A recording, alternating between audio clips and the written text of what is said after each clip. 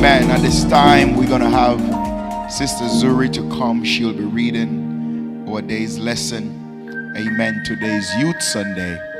Amen. And we want everybody to participate in worship. Amen. And the praise team will be coming right after Sister ZURI is finished. Amen. And we're going to go in worship. Let me see the hands of those who were well rested last night, who get some good rest.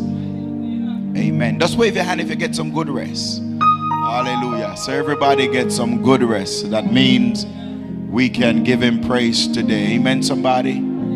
That means we are going to be singing. We are going to be clapping. We are going to be dancing. We are going to be celebrating the King of Kings and the Lord of Lords and the conquering Lion of the tribe of Judah.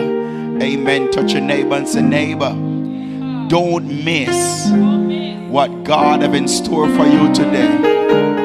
Put a praise on it. Put a praise on it. Put a praise on it. Hallelujah. Hallelujah. Hallelujah. I don't know what God is up to today, Pastor Reid, but I sense the presence of the Lord in this place. He's worthy. Come, Sister ZURI. Amen. With our day's lesson.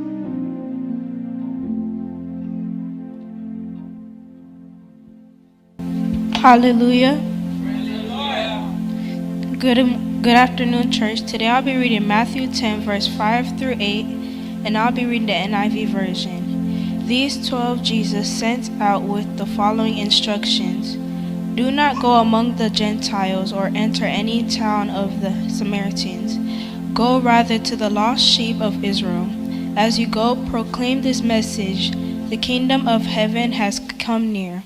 Heal the sick, raise the dead, cleanse those who have leprosy, drive out demons. Freely you have received, freely give. There ends the reading of God's holy word. Thanks be to God.